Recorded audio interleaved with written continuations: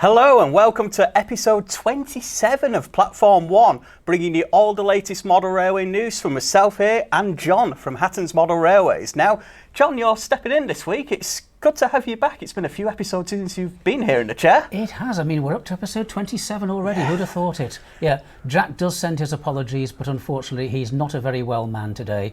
And so he's handed the baton on to me. So it's very nice to have the chance to come and chat with yourselves again and to talk you through some of the very tempting items that we have on offer for you today. And of course, the regular viewers of Platform 1 will have seen John. I think it's about 10 episodes ago now that John appeared with us. So first one of 2020 to have him here in the studio.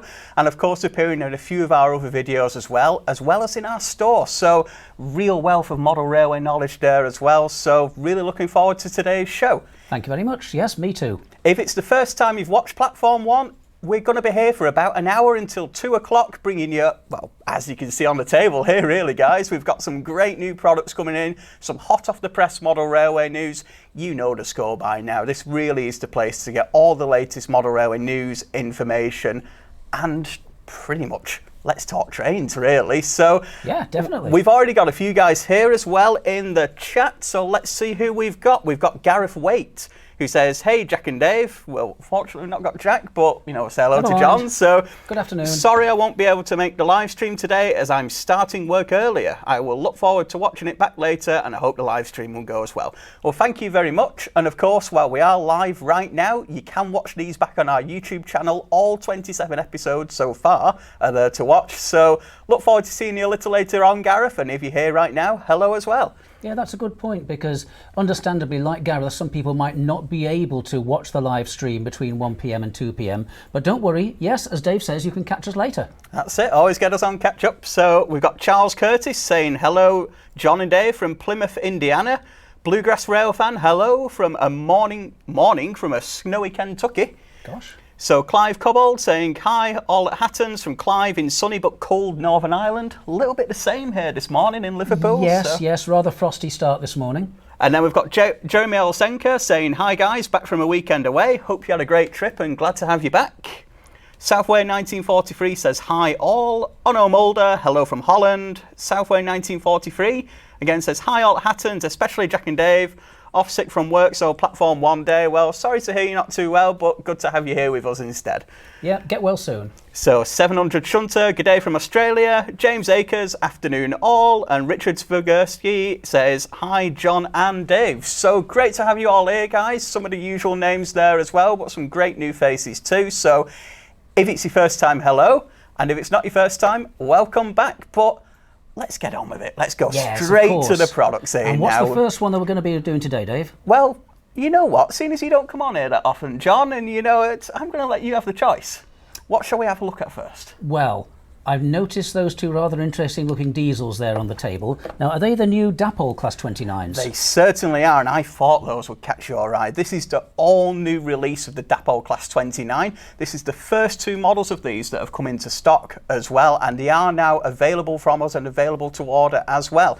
And as you said there, you've got two different liveries to look at. Yes, it's interesting, isn't it? Because I particularly like this one. This is the two-tone green.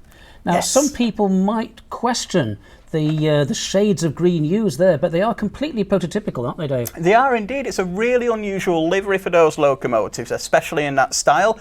We'll get a little bit of a closer look at those now as well, and you can really see some of the higher details on the screen there with those two new releases, covering that late 1960s era of Scottish railway modelling, which is always a fantastic era to get some inspiration from. It is, because I mean, if you're doing what is still sometimes referred to as modern image, blue diesel era, 80s, 90s. Scottish Railways, or ScotRail as it now is very popular because until relatively recently you had the advantage of loco-hauled trains but relatively short trains. And as nobody ever has quite enough space for their model railway, I think that's probably one of the reasons why Scottish models are proving to be very popular. Absolutely, you can get some really nice trains with very short rakes, maybe 2 or 3 coaches in there as well. Absolutely perfect to go with 00 diesels that are already out there, may well be in your collection as well. We're talking Class 24s, yes. Class 26s, I mean you can think of more I imagine really. 37s as well? Yeah, some real great opportunities there, and really exciting era of modelling, that 1960s, 1970s as well. And these are in stock now as well, aren't they, John? Yes, they are, yes. Now, interestingly enough, the Class 29, they were actually the earlier, less successful Class 21, weren't they? But re-engined. Yes. That's it, isn't it? That's exactly right. There was 20 of these converted from them in the 1963 to 1967, gaining the Paxman Ventura power unit. And they were pretty much more reliable, as we'll see on the screen here now. We've got quite a few photos of these in service in Scotland, but because they were quite non-standard, there was only 20 of them converted. They were written off pretty quickly and they had all gone by the end of 1971, unfortunately. Bit of a shame, but then again, I suppose as a non-standard class, they would have been more expensive to maintain, wouldn't they? Although, as you say, the reliability certainly came out a lot better. Paxman Ventura, isn't that the same engines as the HST? It's kind of the dad of the HST engine. Right. So if you're familiar with the Valenta that's in the HST, yes, this is really where the engine started in these locomotives. So right. One thing we always come across, certainly in the store and as well as the stream, is just the links there between history. Everything joins up somewhere. So seeing the starter of the HST power unit coming through the Class 29, being developed further and being put into the HST, really has that nice little link there as well. And taking a closer look at these models once again, it's hard not to really, because you can just see there that they absolutely exude details. You've got a lot of the cab interior detail. I mean, you were personally picking up at the fineness of the lamp irons on the front there as well, John, before we came on air. Oh yes, definitely. I mean, the amount of fine detail on there is fantastic. Some older viewers might recall the Hornby hybrid Class 21-29 that was out a good few years ago. Not a bad model for its day, but this one is a completely different proposition. The amount of fine detail is really fantastic. You've got lighting. I think you've got interior cab lighting as well. You have indeed. Yeah. So they're available right now as well. You can order them now by clicking the link in the description. They're available for £129.15 digital ready or £154.66 for a DCC fitting model. But we are receiving sound versions in the near future as well. Yes, I gather there's going to be a factory sound fitted version coming through. So people who want to run digital and want to wait for a sound version, they won't be long coming. And equally, if you're happy just doing digital but without the sound, then we could heartily recommend the factory-fitted ones, because the Dapol factory-fitted DCC locomotives have a very good reputation, don't they, Dave? They really do, with the Imperium decoders in there as well. Really reliable, work with a lot of different locomotives.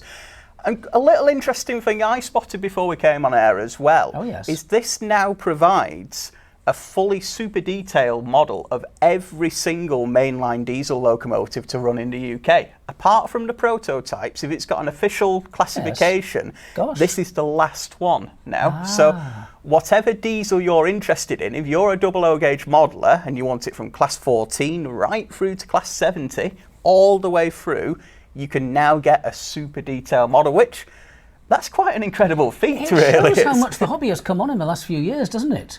So we're now saying that you can stock your 00 layout with ready-to-run examples of all the mainline diesels. Yes, really high-quality models. That is quite some achievement, isn't it? So if you're a 00 gauge modeler and there's not a diesel for you between class 14 and 70, I don't know really where we can advise you. There's got to be something there, right? From the genesis of diesels in the 1940s through to the current day as well. You can have a high quality diesel on your layout. And if you lay out 60s and 70s, really do take a closer look at these Class 29s and the previous 21s that came out late last year as well.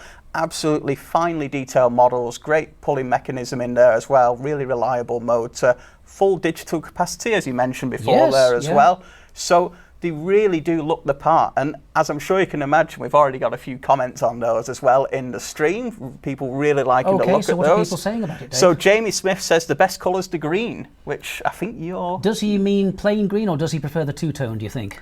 I think for me it's got to be that two-tone. I love that two-tone because it's so different, isn't it? It really is. It stands out, and only the Class 29s were painted in that particular variation as well. Yes, curious, isn't it?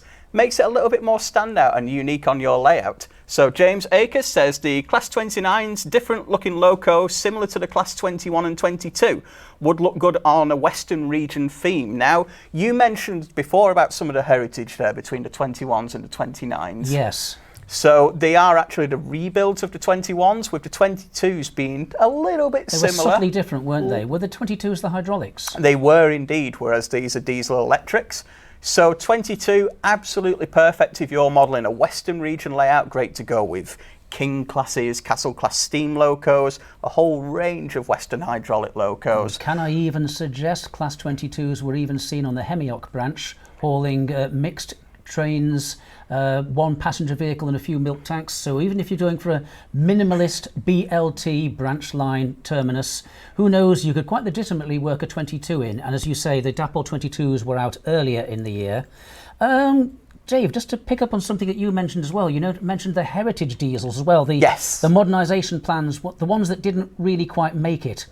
Hattons have done a lot of those as well, haven't they? They have indeed. A lot of those prototypes and unusual locos have been created by those. And the Dapol loco, unfortunately, in real life matches that, with none of these remaining in the world today. Unfortunately, they're all scrapped in 1971. But, of course, that's just another opportunity to get one onto your layout, to rewrite history, have one of these locomotives running again, so you can really add a little bit of something you can only see in model railway form now to your layout. Always remember, rule 1 applies. It's your model railway and you can run what you like. Absolutely. So on our Mulder, I think we've got a bit of a support group going for the green here now. So two-tone green is awesome, which I think we're in agreement, aren't we? There's nothing wrong with the BR Blue. It's a perfectly good livery, but I must admit, if I were to choose between the two, I'd probably go for the green. And Southway 1943 says, loving the look of the Class 29, shame it's not run on the Western region. Now, that's something you answered perfectly there, saying, have a look at Dapol's Class 22 locomotive. Yes. Really similar design. John gave some great examples there of where they should run on the Western region. Perfect loco for that. So if you're looking for something like this, but not quite up in Scotland where these locomotives ran, have a look at the 22, but these really are something else, so do take a closer look.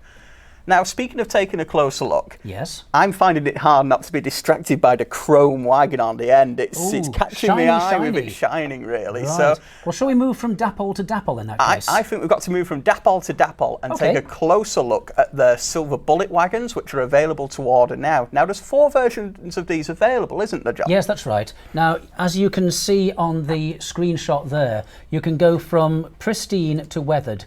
And when Dapol say weathered, they really do mean weathered. But of course, that is how these vehicles ended up in traffic after a very short time.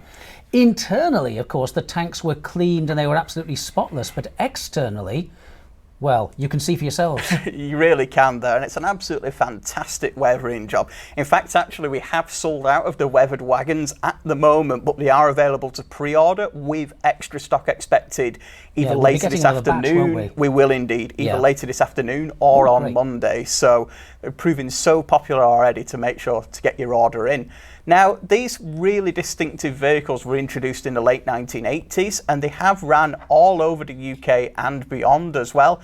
What they're actually designed to do is transport China clay slurry from Cornwall right up to the top of Scotland to be used in paper mills up there.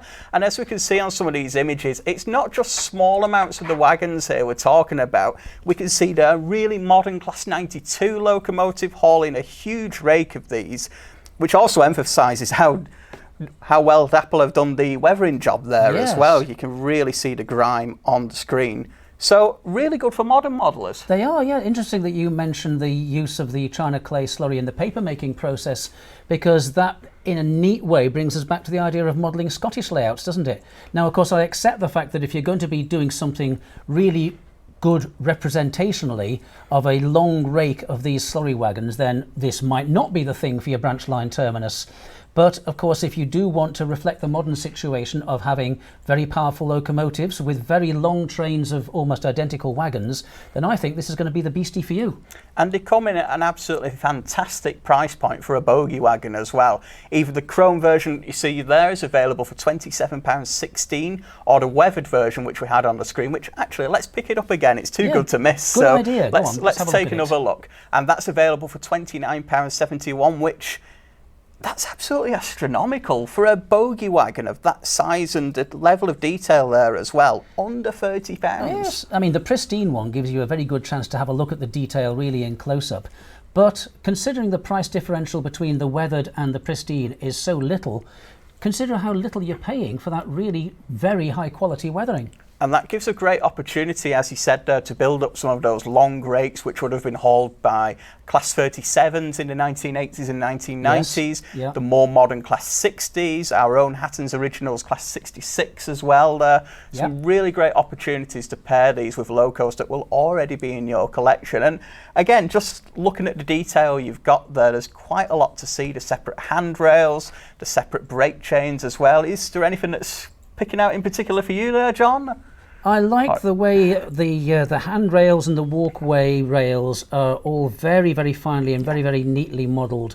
There's a good mix here between the use of plastic, where things might be more vulnerable, and then really fine metal handrails on the top of the walkway. And I think, Dave, you'd agree with me, the grille work on the top there is fantastic. Absolutely fantastic. It's really highly detailed there as well. And it's just that chrome finish, which no doubt you can see shining on the screen there now as well. Just really distinctive. And the main thing is here as well is Dapol have got a great name for themselves at the moment, making high quality modern wagons. It isn't just the Silver Bullet in the range at the moment. I'm sure you've seen quite a few coming through there. We've got the HIA aggregate hoppers as well, the Freightliner flats, and so much variety, but perfect to run with those modern diesels as well. Yes, the Freightliner flats, they're proving quite popular as well. I mean, just to give you an example, there was a customer earlier on today whose order consisted of Dapol products. He was actually ordering some of the Freightliner flats. He was ordering some separate containers for them. And Dave, do you remember that Oxford model, the Cone Cranes reach stacker? Yes, I do. Yeah, so putting a package together like that can even give you the chance to create your own modern Freightliner or even haulage depot, can't it? And that's exactly it. You can bundle these up either on their own as a full rake, moving the China clay slurry to Scotland. You can have them working as part of a separate freight service, such as what they called the Speed Link back in the 1990s, where you had lots of different wagons in a rake there as well. So the opportunities for anyone who's got a 00 layout from the 1980s onwards really are there, and for such a bargain price as well for those clean or weathered wagons. And I can already see here as well, the chat is lighting up about these. So are you saying that you don't necessarily have to have a long rake of these in a bulk train? If you haven't got the room, there's always a way of doing it. Absolutely, and you can maybe have them working at either end as well, so you could have the shunting yard either at the paper mill or the China clay slurry loading depot as well. So if you did have a smaller space, you could certainly still get these onto your layout. So just maybe shunting them, say, 2 or 3 at a time, something like that. Exactly. Oh yeah, good idea. So the chat's already lighting up about these, as I thought it might do. It's hard to ignore the shiny chrome gorgeous, side there as well. So let's see what we've got now. We've got Bluegrass Railfan saying, how long did it take to go from pristine to weathered? Most stuff here doesn't take too long now. I'd say it's pretty similar this side of the... I would think so, yes. Well, as well. Now, as you touched on there before, with the wagons being really cleaned out inside, but didn't need to be quite so clean on the outside to move the goods. No, that's true. Cleaned when and where necessary. And I think Alan Toms agrees there as well. He says, I like the weathered version. 700 Shunter says, would be interesting to see the tankers paired with a 29, as we've got on the table here. And that's not quite the same in eras, but certainly the same in location, working in Scotland there. And bear in mind, you could always twist history a bit. For example, what's wrong with you saying that in your version of reality, some of these wagons were being batch tested in small batches before the 29s were withdrawn? Or equally, what's to say in your version of reality that the 29s lingered on in a few places for a few years longer? That's really it. You can have any opportunity you like. So if you do put those together, do send us a photo. I'd really like to see that, actually. So we also have Bluegrass Railfan again saying, these tank cars always look strange because they're bowed in the middle. I'm used to the ones in the US that don't have that bowed-in effect. Now, they are quite distinctive in the UK, these, to help the flow of the load in the wagon, but there's not too many like it, and certainly these Silver Bullets are the most distinctive. So really something unusual to see out there. You're right, it is to aid the loading and unloading process, isn't it? Because I think it was gravity discharge initially, wasn't it? It was indeed. So we've got Wistarson Junction saying, like the weathered version.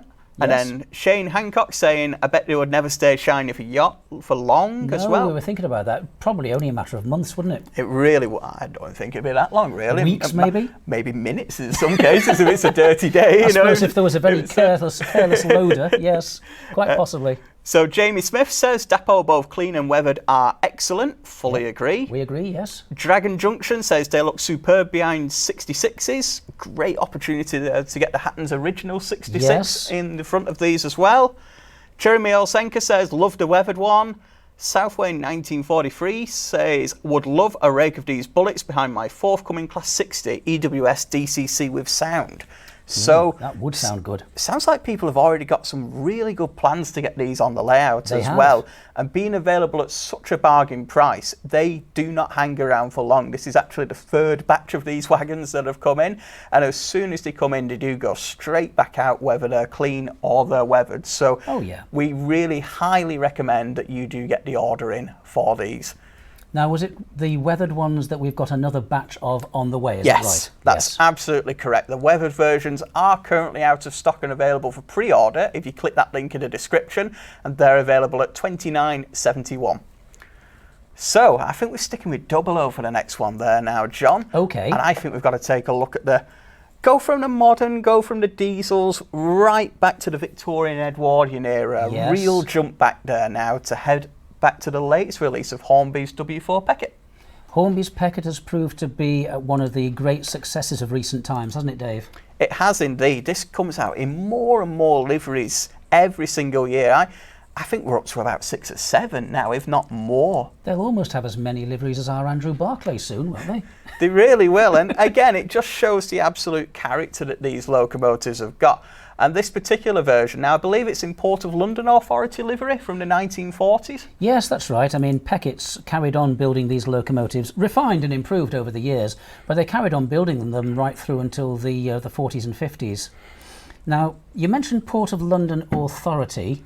I think I'm right in saying that there's actually been a manufacturer who's produced a rake of PLA wagons to go with these. You're absolutely right. They are available right now as well. The Golden Valley 00 wagons there, the plank wagons, are available in the same livery, as well as the Janus diesel as well. Yes. So you can already start a great Port of London Authority layout. This was to the east of London in the Thames Estuary, where a lot of freight shipping came in from all over the world, needed its own internal railway to help shunt there as well, loading and unloading various ships and vehicles there too. And this loco actually ran there from 1943 until 1957, but it was built quite a bit before that. This was kind of almost its retirement, actually. Yes, because quite often industrial locomotives would be passed from one owner to another. If the needs of one site changed, for example, and the particular organisation had industrial railways in more than one location, it was perfectly possible and very common for locomotives to be moved from one site to another. It didn't just happen with the National Coal Board, did it? Not at all, no. Pretty much every industrial scene had that opportunity as well. And this loco was built right back in 1890. So had already worked quite a few years before it was bought by the Port of London Authority, putting this really distinctive blue livery as well, which we'll take another closer look at there as well. One thing I really like about industrial locomotives is, despite the size and the quite dirty work that they did, they were always turned out in really pristine condition, as we see here. Yes, I mean, if you wanted to do any discreet weathering on something like the Peckett, I think the answer there is discreet, because as Dave says, the crews were inordinately proud of them and kept them in very good condition. Sometimes car enthusiasts refer to vehicles being kept in oily rag condition. So if you want to be authentic with your Peckett, or indeed with any of our Andrew Barclays, then a little bit of light weathering perhaps. But I wouldn't go any further than that, would you? Not at all, no. I fully agree with you there, John. And again, another recommendation there is to order this quickly. It's available right now at £90. We have a couple of the other Peckett models available, with some more coming throughout 2020 as well. But this particular version is available now. And as we've seen before, these go like hotcakes when they're in stock. They do not hang around for long. Now, they're DCC ready. I understand that actually fitting a chip to the locomotive is a relatively straightforward process. It is indeed. They're available with a 4-pin decoder in there as well. Right. So we do have those available separately. We can either DCC fit one for you, we can use our service, or you can buy the decoder to fit yourself. But as you said, really easy job to do that. And just a fantastic little model for the size as well. Perfect for those smaller layouts, little shunting yards, etc. Some really great opportunities to use this. Yes, it's got all-wheel pickup, and so it's a very smooth runner at slow speeds, even if you've got the traditional insular frog, dead frog points on your layout. I haven't seen one of these stall yet, have you?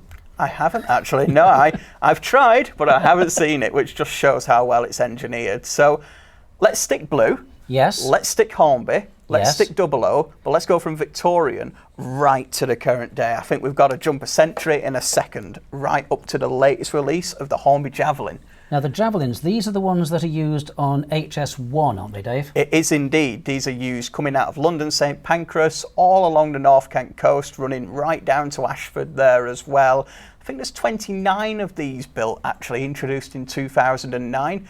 And what makes these slightly different is they're actually Japanese built as well. One of the first Japanese trains to be used in the UK, but we all know where that story's gone, really, with the introduction of the IEP, which, Yes. well, you see it everywhere now, don't you? Yes. Now, a lot of the stuff was originally designed and built over in Japan, but aren't there also maintenance and even assembly depots in the UK these days? There are indeed, with the absolute prominence of these Hitachi built and designed locomotives and multiple units in the UK now. The main thing about the Javelin is it's actually the fastest domestic service in the UK as well, at 140 miles an hour. It's not an international service, it's purely contained in the UK. I was going to say, because these, although they run on HS1, they don't go through the tunnel. They are specifically for services within the UK, aren't they, They Dave? don't know. They go just stick in the UK, North Kent, Sussex there as well, running through. And we can actually take a little bit of a look at some closer pictures of the real life variations too. As you can see there, they do have the pantograph on the top, but they also work on third rail too, making them dual voltage. And Hornby's model does have the posable pantograph as well, so you can really see the variation in there with that.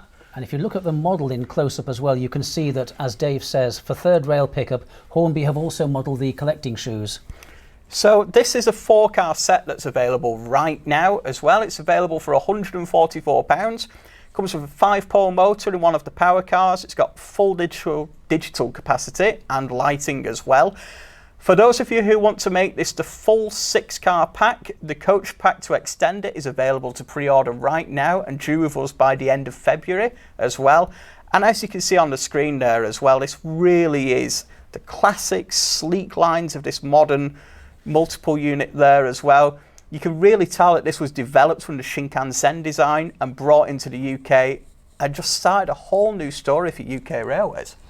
Yes, they produced levels of speed and efficiency that were unparalleled, really, weren't they, Dave? It really is, and it really gave birth to the IEP there as well. So lots of different opportunities to get these on a layout. And one of the most important things about this is actually named after the Hornby Visitor Centre as well. I was going to pick up on that point. Yes, I think Hornby have been very smart and very shrewd in this one, because you say this one is actually named Hornby Visitor Centre. Hornby, if you weren't aware, have now actually returned to their spiritual home in Margate. Yes. The manufacturing is not done there anymore, but it's good to see that the original Margate premises are being in use. In fact, Dave, aren't I right in thinking there are some 12-inch to the foot scale models actually inside the building? There are indeed now. Hornby is slowly but surely gaining some full-size vehicles in there as well, which I believe they are planning to open as a bit of a museum within the coming months as well. So more news on that as we get it. But right now they are focusing on the 00 and the rest of the ranges that they offer. But to get this in your collection, if you're a fan of Hornby, if you've ever visited the visitor centre as well, it's a nice little commemorative feel. But also, if you're a modeller of that 21st century scene, especially in the south of England, this is the model for you at an absolute bargain price of £144. It's hard to go wrong. It is, isn't it? It's a fantastic looking model. Lots and lots of detail. The pantographs, I think I'm right in saying they are posable, but I believe that as supplied, they are plastic and therefore non-conducting. Is that You're right, Dave? absolutely correct there, John. That's exactly as it is. You've got both the third rail shoes and the pantograph. So we have the third rail shoes there. Yes. Yeah, there again, they are plastic and dummy. I suppose for the majority of users, they're not likely to be installing third rail. Some people might want to be installing overhead, but if people want to do that, there's that system from Pico available, isn't there? There is indeed. There's a lot of great overhead power systems there that can be used to power or just cosmetic as well. So if you're inspired by the Javelin you see on the screen at the moment, thinking of modern layouts for you, we can help you out with either power connection system there as well. So do let us know. So we've already had lots of comments regarding the Peckett and the Javelin as well. So let's take a little bit of a closer look. Dave, can I just ask something? Yes. Have these Javelins ever been used anywhere else apart from HS1? They haven't, no. They mainly are focused on that line coming out of London, running down HS1 to Ashford, but also a lot of North Kent as well to Margate, where the visitor centre is, so passing by the door almost. Ramsgate as well. A lot of that southeastern network is where they live. Oh, thank you. So coming over to questions regarding the Peckett, we've had 700 Shunter say, I'm very tempted for the blue W4 Peckett on the table. Gorgeous, isn't it? As I'm sure you're picking it up, I'm sure you're tempting yourself there, John, as well. I am. So. They're very nice indeed. I'm just looking at the wealth of detail on these. They're fantastic, aren't they, Dave? It really is a great model. So Sammy B Film says, I love it. 700 Shunter again says, I would pair the Port of London Authority Peckett with the yellow LSWR B4 for a small colliery scene. That touches on what you were saying before regarding great opportunities with industrial modelling. Yes. So James Akers says, that Peckett is quite cute. Wish there was a Peckett in BR black so I could run one on my layout. Now, we do have a Peckett available in black. It's not got the BR emblems on it, but it certainly is available to order right now as well if you click that link in the description. And we do sell the transfers as well, so you could certainly have your own go at making it. It's certainly worth having a go at it, isn't it? Yes, I agree. So Norbert Roll agreeing here with the blue Peckett is absolutely beautiful. John Lawler says the Peckett is a must-have. My grandfather worked in the Port of London, so may have worked on that very locomotive. Who knows? Yes. Jamie Smith says, I like the lighter lime green Peckett, but I must say the blue is eye-catching too. And there's so many liveries for that Peckett available. It's not just this blue colour scheme. There's green, purple, red coming throughout 2020 as well, grey too. So take a closer look at that link in the description for not only this Loco available now, but the pre-order Locos too. I mean, I know it sounds a bit sacrilegious when the livery application has been so fine, but there's nothing to stop anybody, if they want to, creating their own livery variation, is there, Dave? That's really it. So having a look at some of the other questions, we've got Susanna Joachim saying, are they upgraded from the original releases? As far as we're aware, there's been no changes to the tooling on this. It's just bringing it right up to date with that modern livery on there and the Hornby Visitor Centre name as well. But they do have full digital capacity and lighting, so a really great model already. And also, they've also ridden on the 395 and prefer it to the comfort to the 800. So had a rider one recently myself, really comfortable seats, sleek, fast. What more do you want? Some people have complained about the seating on the 800s, haven't they? But apparently the 395s are much better, is that right? The 395's really comfy. If you can get a ride, do so. So James Akers says, I remember seeing the Hitachi Loco on James Made Toy Stories when it first came out in 2009. So that was something great to see there as well. And that was when the real life vehicle had just come out too. So nice little bit of history there. 2009. Well, tell you what then, Dave, it shows that this tooling has stood the test of time because it still looks very good. It absolutely does. And then Southway 1943 says, I had one of the original Javelins from Hornby, wished I still had it, great set. And of course, you can change that because that is available right now as well. So if you click that link in the description, you can order yours. So let's head back to Steam. We've done a bit of backwards and forwards. I think we should take a look at the B12 here now. And this is a really nice re-release to get this back in the market in LNER green. Now, this particular one with this particular running number, this is the Locomotive, the one surviving B12, isn't it? The one that's on the North Norfolk line. It's got the numbers the slight different way around, with the real Locomotive being number 8572, but it's certainly the same design, as this model represents the last 10 locomotives built by Beyer-Peacock. Yes. So slightly different to some of the other B12s, but that really developed from the Edwardian design there as well. But as you touched on there, one of these locos does still survive. And that's at the North Norfolk Railway, I believe. Yes, Sheringham, I think, yes, down on the east coast and I there. think we've actually got some photos of it in use as well on the North Norfolk Railway, as well as a couple of other lines there too. It does do tours of the UK pretty often. And the B12 has been in Hornby's catalogue for quite a while, but not this particular model, has it? This particular new B12 has been in Hornby's range, I think, for about the past 12 months, maybe 18 months, perhaps a little longer than that. But for people with longer memories, like myself, there has been a B12 in the Triang and then Triang Hornby and Hornby range right since the 1960s. For its time, the original B12 was a very good quality model. Oh, and by the way, in case anybody's wondering why Hornby haven't produced these locomotives any further backdated, going back any further than LNER Green, strictly speaking, you can't, because these are the rebuilds as commissioned by Sir Nigel Gresley in the, I think in the late 20s, early 30s, to increase the power of the B12s, but keep within the quite light axle loadings of the Great Eastern system.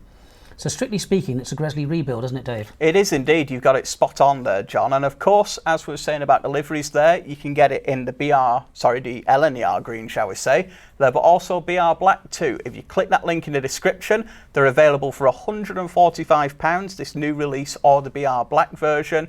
It's got a huge amount of detail in there as well. It's got the full cosmetic inside valve gear that's not working, unfortunately, but a really great representation of it. You can see it there in the red on the photographs, can't you? Digital capacity as well, and it complements a really growing range of Great Eastern locomotives.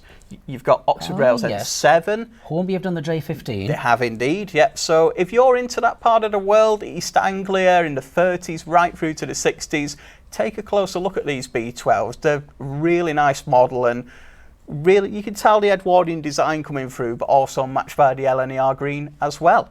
I think it's a beautiful colour scheme for that, don't you, Dave? I really do. It stands out to me, that green scheme. It really does make it worth a closer look.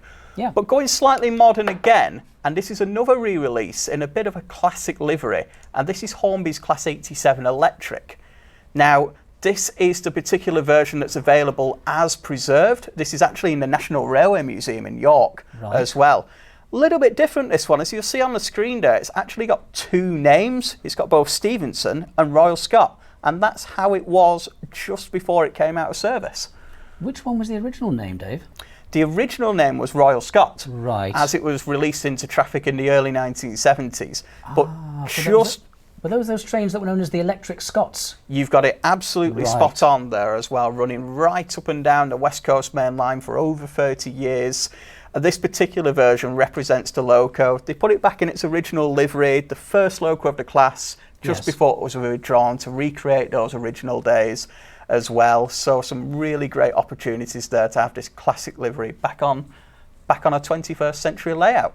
Now, what coaches would be best used with these? Because I know they span quite a time scale. Do they start with the later Mark IIs? They will start with the later Mark IIs, but the main coaches for these are the Virgin Trains Mark IIIs, which we do have available separately as well. So if you click that link in the description, you'll see not only the Class 87 we see here, other Class 87s, including the Virgin Trains and the Intercity versions as well, going right through the eras from the 70s up to the present day there too, with one of them still in use in the UK too, but quite a lot of them exported down to Bulgaria, I believe, now for Bulgaria, Romania, Eastern Europe, yes. Heading that way, most of the class have headed over there now, but this model can still stay in the UK on your layout. And it's got a lot of details as well. What would you say are the main detailing features on this? Do the pantographs on this one, I know they're posable, but are they working?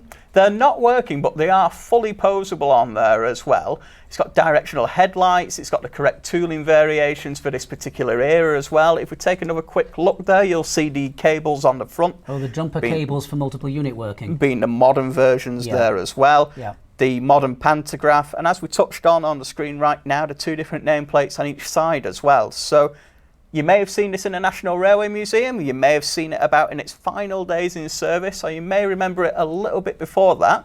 But either way, you can add one of these to your collection right now for £154. So great opportunity to get a little bit of electrification, but also some classic features there as well. And then again, this one also very easy to fit for DCC if that is the way that you prefer to operate your system.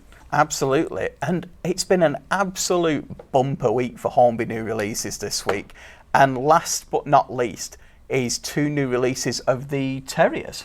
Oh as yes, well. now they proved to be a very popular locomotive the moment they came out, didn't they, Dave? Absolutely, and this brings 2 really distinctive colour schemes back to the range at the start of 2020 here. We've got Leadenhall in the London, Brighton and South Coast Railway improved engine green, which really does stand out as a distinctive colour scheme from that late Victorian era, I'd say. It is there. William Stroudley's original design. Some people say Stroudley might have been a touch colourblind. Improved engine green, well, whatever you want to call it, it's a beautiful livery. It is indeed, but we've also got the SR olive green version there as well, and that's a little bit different, John, isn't it, with the Isle of Wight variation? Ah, yeah. Now, the Isle of Wight ones had the bunker, the coal container at the back, extended because the runs that they were taking on the Isle of Wight system required them to have greater fuel capacity.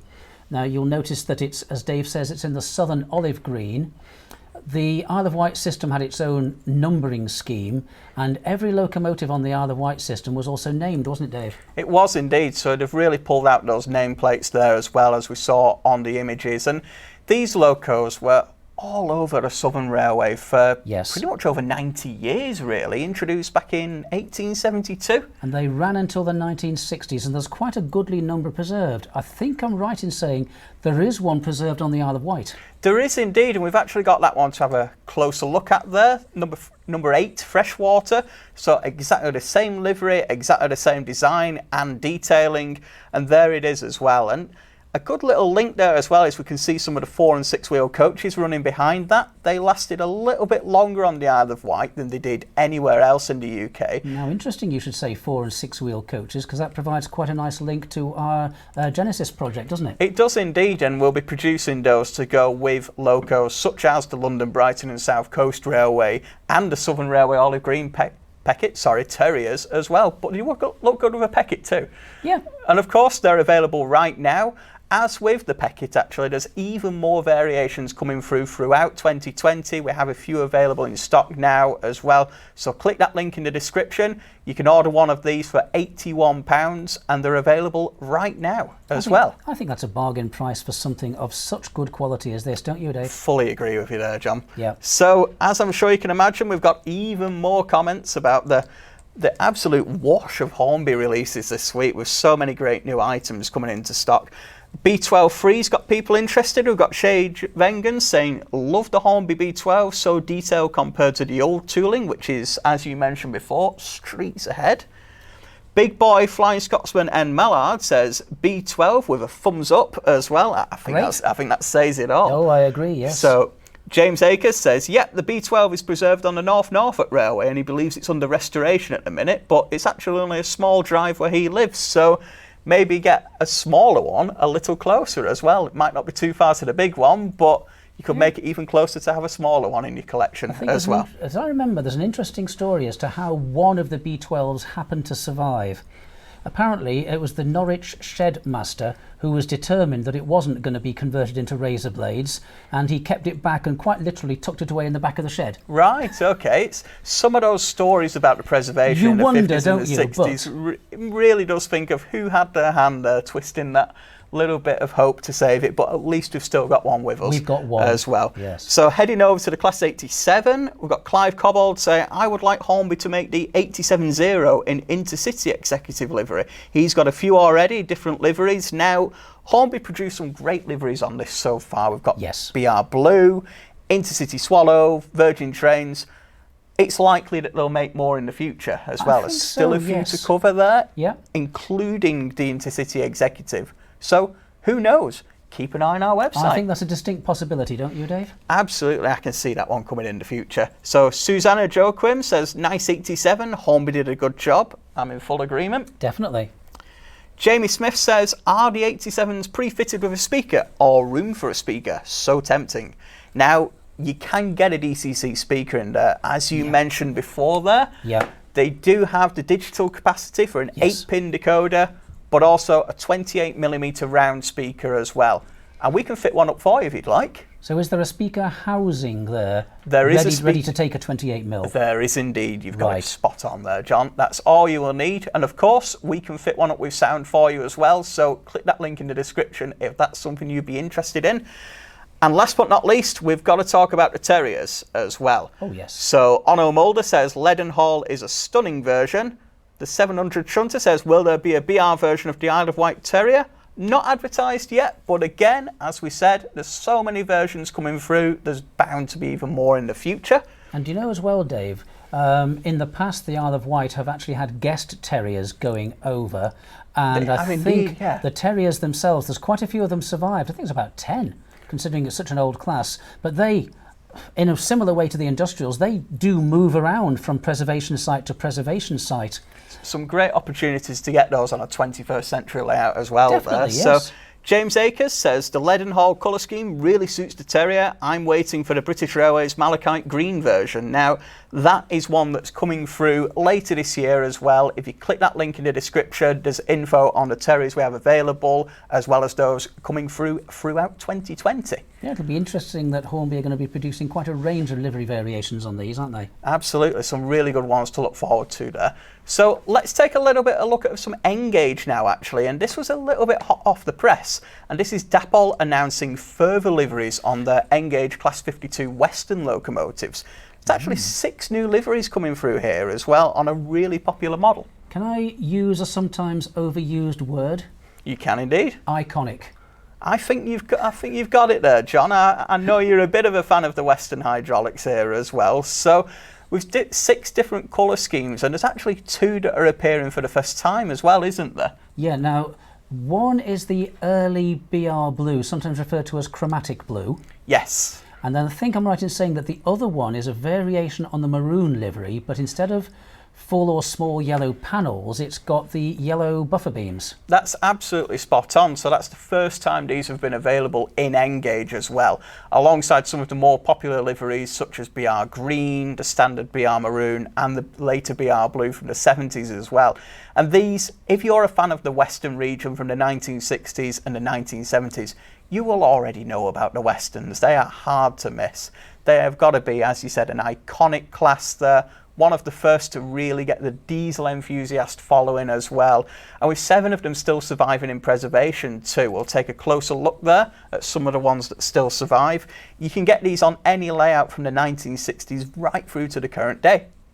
They do look good in maroon, don't they? They really do. That's a distinct colour scheme for me, but personally that part of history is as we see it on the screen there, that really grotty 1970s BR Blue coming out of service there right at the end. They were designed to go through coach washing plants, but unfortunately what tended to happen was the brushes tended to quite literally pull the paint off the sides. It wasn't quite the best effect for them, but it really did give them some distinctive weathering there as well, which is something you could replicate yourselves. And these models, we've had them in before in different liveries. They've got full digital capacity, 6-pin decoder, space maybe for a sound speaker if you wanted to fit one in N-Gage as well. Yeah, I think sound fitting would be possible, wouldn't it? And they're coming in at a great price too as well, John. Yeah. What are they coming in at? Is it 100 and... depends. If you want them DCC ready, it's £110.46. Yes. If you want it factory fitted, it's £135.96. Now, just to be clear, there isn't a sound fitted factory version on offer, or at least not at the moment. Who knows in the future? But to go back to what Dave was saying earlier, if you want to, you can either ask our fitters to do the DCC fitting for you, or you can purchase the locomotive and a 6-pin chip, is that right? You can indeed. And then do it yourself. Because it sometimes happens that the variants that come from the factory DCC fitted are excellent, but they may just not be the one that you want at that time. And we can offer DCC fittings on most of our N-Gage items there as well, so do take a closer look.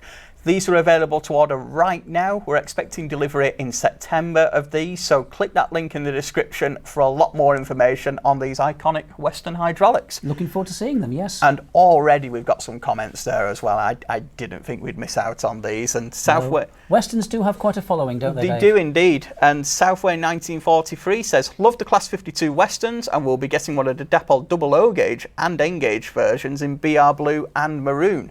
And really good point there, actually. You can get these locomotives in double O gauge with the Depot model and O gauge with Helgen's model as well. So whatever scale you model, there's a Western out there for you. That's true, yes. SLD51 says the Depot gauge 52 looks great. Fully agreed. Alan Tom says, I remember seeing a 52 when on holiday in Torquay. Very different and liked them ever since. So that's it, I think. They're a different mainline diesel, aren't they? There were the Westerns and the warships on the Western region, weren't they, Dave? Both diesel hydraulics.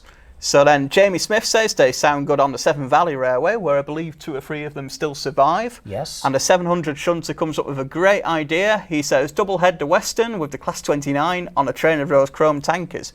You get quite a colour clash there, you would, I think it'd look quite good. Bear in mind, as we said before, Rule 1 applies. It's your model railway. Do what you want to do. That's exactly it. Yeah. Now, taking a closer look at something else, we've had a lot of people really excited by the latest release of the Helgen Beyer-Garratt as well. Yes. Unmissable 10 colour schemes. We've featured them in a previous episode of Platform 1.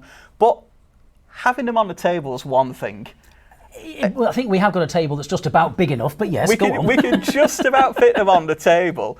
But these are heavy freight locos. Yes. You've got to see them run with a full train. We've had so many people ask us for a video to see one of these brutes in action. And have we now got a video of one of them in action? We have indeed. We've got it available, and we'll take a bit of a closer look at it now as well. Yes, so please. We'll just switch over to that.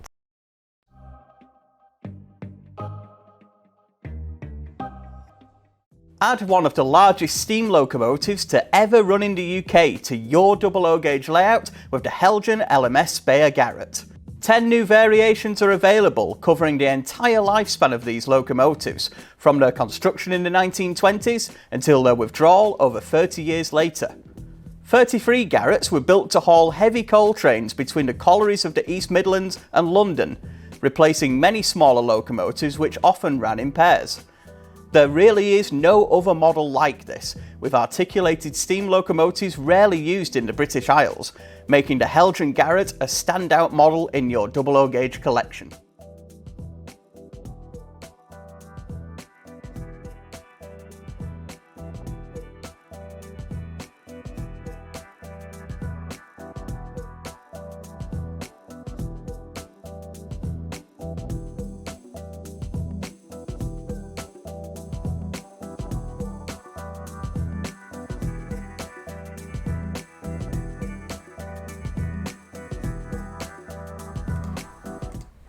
So really good there to see, well, a full rig of wagons really. That is how they are meant to be. Well, that was what they were designed for. It was it the Brent to Totton coal trains on the Midland Main Line? They were Beyer-Garratt built, but there was quite a bit of Midland influence in the designs.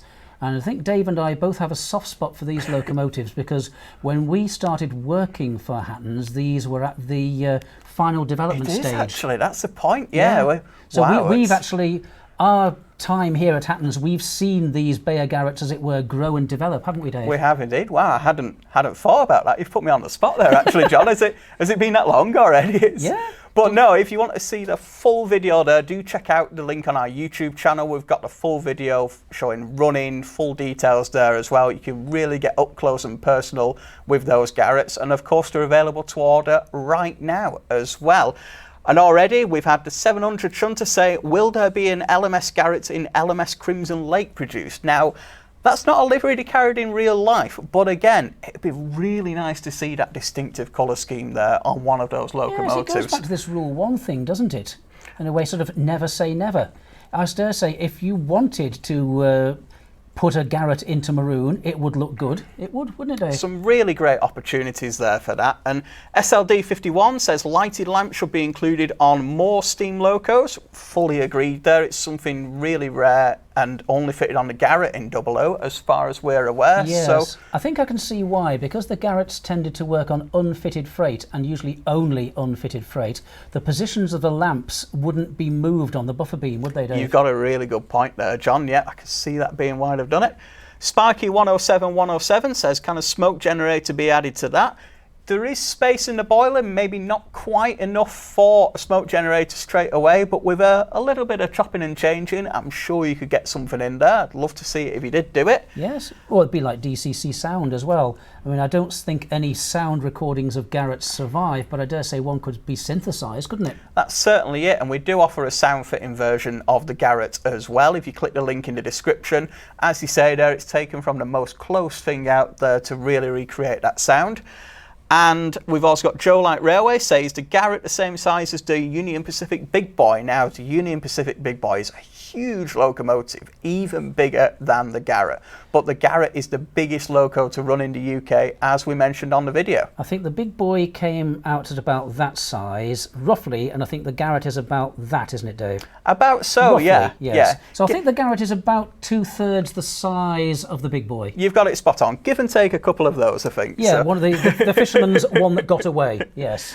And then Jamie Smith says, I see the Garratts every few days up on the Welsh Highland Railway, and of course they've got yes. their own narrow gauge versions as well. Yes, it was a very popular concept. So we've got about 5 minutes left now, guys. So thanks as ever for great questions coming through in the chat. As we've seen, we've covered some great questions so far, and we've got a few more general Q&As to go at. It's always my favourite bit, and John's really looking forward to this as well. So Great, yes. We'll get through as many as we can. Let's take a bit of a closer look. So Andy1962 says, any news on the release date of the Sound Class 66 models? Now, I imagine they're speaking about our own Hattons 66. I would assume so. The Ultimate Class 66. It is indeed. Now, the latest news on those is available on our website right now. We put out a little bit of an update last week on those, and that is the latest news at the moment. If you've got a pre-order, if you've registered an interest and put your email against it, as soon as we get the latest information, we'll be passing that to you as well as updating the website. But all the latest info on those is available right now on there. So Southway 1943 says, just ordered today the Real Track Class 156 Birmingham to Cambridge. What's Dave's opinion on the Real Track 156? Now, you can actually see my opinion on our YouTube channel as we did a video on it. So if you click through after the end of the stream, we did a full video on the running of these, showing all the details, putting them through the paces in the East Midlands trains and the Regional Railways livery as well. Really nice model, full of details there. And I think it's fair to say that your opinion is a positive one. Absolutely. I think you've got that from the tone of my voice there. But for anyone who's not seen one of those yet or not placed an order, really do recommend a closer look. Stuart Higgins. So, hi, I noticed a Hattons P-Class on the shelf behind you, being quite eagle-eyed there, Stuart. So, are there any plans to produce more or other liveries? For example, Southern Railway liveries? Now, well, it's a good question. I mean, our P-classes have proved to be very popular, haven't they? They have indeed, and we've still got a few versions available, but quite a few are sold out as well. So take a look at what we've got. If there's not one there for you, you can sign up to the wish list on that product as well. Yes. Which will let you know whether we're getting a pre-owned model in stock. At current, there's no plans to do any further liveries, but never say never. And if there's a certain identity you'd like to see, do send that through to ideas@hattons.co.uk, which goes straight through to our product development team. So Ronan's Railways, can't wait for the rocket to come out, Stevenson's rocket. Oh yes, that's one of the Hornby centenary items, isn't it, Dave? It is indeed, and both of those packs, unfortunately, we have pre-sold our allocation on those. We may be getting some more, and if we do, we'll open those up to orders again, but we are expecting those through February. So James Akers says, I've seen the J27, presume he means Oxford Rails there, has been delayed slightly for release. Any reason behind this, gents? Now, we've heard there has been a slight delay on it, but not entirely sure why. We believe it is just making sure the model's absolutely perfect before release and a couple of little changes made to make it as good as it can be, really. Yes, yes. So we are expecting that through in the summer alongside the J26 as well. That should be good. That should be well worth looking forward to, shouldn't it?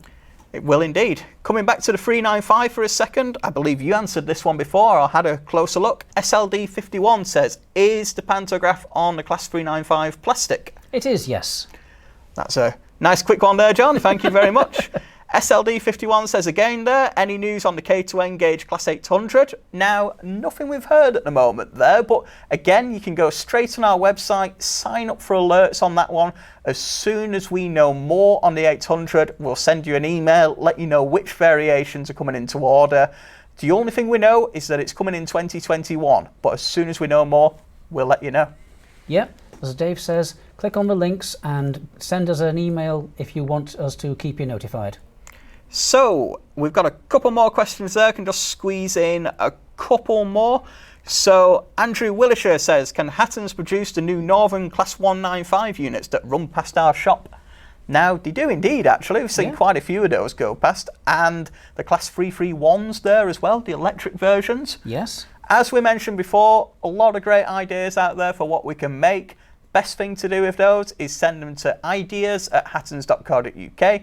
Goes right to our development team. Yeah, right to our product development team. And the more ideas they get and the more flavour of what people want and what people think is possible, the more that can guide our thinking. You've got it spot on there, John. So we're coming up to the 2 o'clock now, Mark, guys. So unfortunately, as ever, I can see there's some great questions outstanding there. Really sorry that we can't answer those, but do send them through either to our Facebook page, our social media channels. Give us a call, come into our store and speak to John as well, see him in person or see myself there as well. Thank you very much for being involved in the chat. As ever, it's been another great week with some really good releases here as well. Yes, we've seen some fantastic stuff that we hope we've been able to give you a bit more information on. And again, thank you very much, Dave, for the opportunity to join in on the Platform 1 forum today. It's great to have you here, John, as always, and I'm sure you're getting your own little fan club out there as well. So don't worry, we'll be seeing more of John, as I'm sure we can imagine. But also thanks to you as well. If this is your first time on Platform 1, don't forget to subscribe to our channel, not only for Platform 1, but a lot of great videos going up about model railways, real railways, various videos throughout the week as well. Every single thing you see on the table and we've covered in today's show is available either to order or pre-order right now if you click those links in the description and head over to our website. We'll be back in next week. Yes. Maybe Jack, maybe John. We'll see who comes on. But at the same time, that will be February the 14th, 1 o'clock in the afternoon, GMT. Make sure you subscribe to the channel to not miss out. And thank you very much for watching. It's been good to have you here, John. It's been good to have you here as well. Yes, thank you for joining us, everybody. We'll see you again soon. Bye for now.